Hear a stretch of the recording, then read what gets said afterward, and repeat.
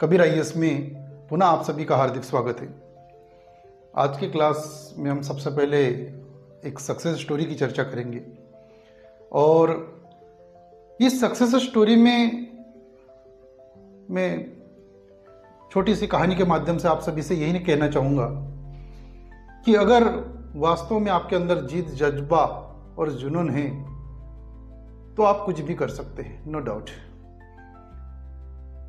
आज की जो सक्सेस स्टोरी है वो एक ऐसे युवा की कहानी लेकर मैं आप सभी के लिए आया हूँ। गुजरात का रहने वाला था, मध्यम वर्गीय परिवार का था और उसने भी अपनी बेसिक शिक्षा प्राप्त करने के पश्चात, ग्रेजुएशन पूरा करने के पश्चात पोस्ट ग्रेजुएशन के तौर पर एमबीए में एडमिशन लिया।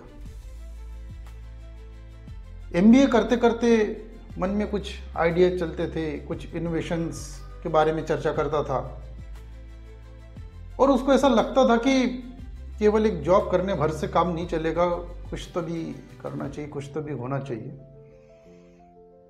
सो उसने अपना एमबीए बीच में ही छोड़ दिया, कुछ कारपोरेट जगत में गया, जॉब हासिल करने का प्रयास किया, लेकिन उसको मन माफिक काम नहीं मिला और उसकी सोच यही थी कि मैं कुछ अलग हटकर करना चाहता हूं। सन 2017 में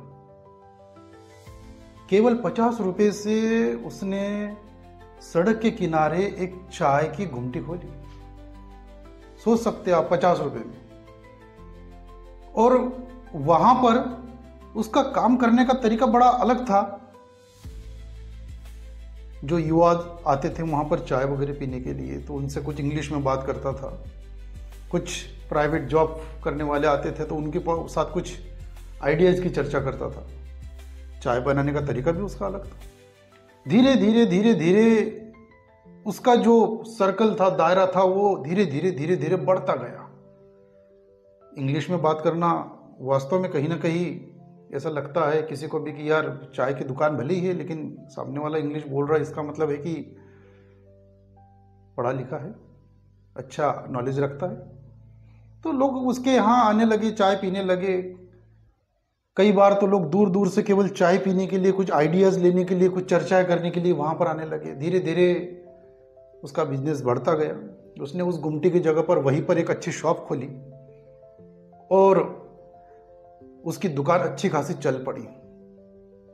उस दुकान का नामकरण भी उसने इतना शानदार रखा कि वहां से गुजरने वाला हर कोई आश्चर्यचकित होता था कि आखिर इस दुकान का नामकरण और इसके मालिक की कहानी है क्या। आते थे उसके दुकान में, बैठते थे, चर्चा करते थे। धीरे धीरे उसने अपने कुछ रिलेशंस भी अच्छे बढ़ाने लगा, कुछ अच्छे दोस्त बनाए, मित्र बनाए और ऐसा करते करते करते करते उसका बिजनेस आगे बढ़ता गया।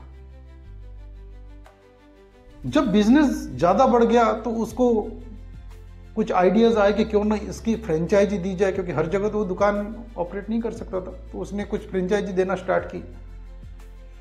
उसकी चाय की दुकान जो गुमटी के तौर पर शुरुआत हुई थी वो धीरे धीरे धीरे धीरे इतनी तेजी से बढ़ती गई कि जो बिजनेस उसने 50 रुपए से शुरुआत किया था वो आज 500 करोड़ रुपए पर पहुंच चुका है। और एक अनुमान के अनुसार देश भर में लगभग उसके 200 फ्रेंचाइजी आउटलेट्स उसकी चल रही है। और उस बंदे का नाम है प्रफुल्ल बिल्लोरे, जो कि गुजरात के मध्यम वर्गीय परिवार से आते हैं। और प्रफुल्ल बिल्लोरे वास्तव में उन्होंने एक पहचान बनाई, युवाओं के लिए एक आदर्श स्थापित किया कि क्यों ना आपके पास अगर आइडियाज हो, इनोवेशंस हो, आप कुछ नया कर सकते हैं, नया बन सकते हैं, एक इतिहास गढ़ सकते हैं। और हाँ, एक यहां पर एक चर्चा तो उसकी छूटी गई कि आखिर उसकी चाय की दुकान का नाम क्या था। तो उसने अपनी चाय की दुकान का नाम रखा था या रखा है एमबीए चाय वाला। एमबीए चूंकि वो छोड़ चुका था तो उसने एमबीए चाय वाला रखा।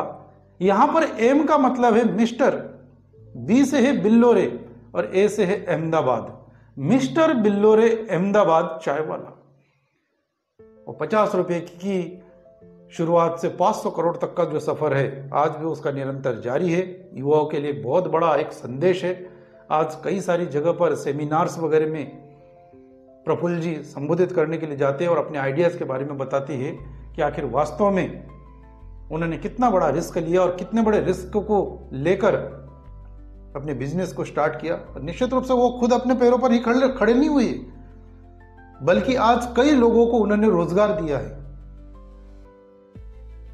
और एक मिसाल कायम की है कि आप अगर कुछ चाहते हैं तो आप उसे पूरा कर भी सकते हैं। इंग्लिश में एक बहुत अच्छी कहावत है, शिव खेड़ा जी ने अपनी किताब यू कैन विन में, जीत आपकी में इसको लिखा गया है कि if you think you can, if you think you can, you can. Thank you.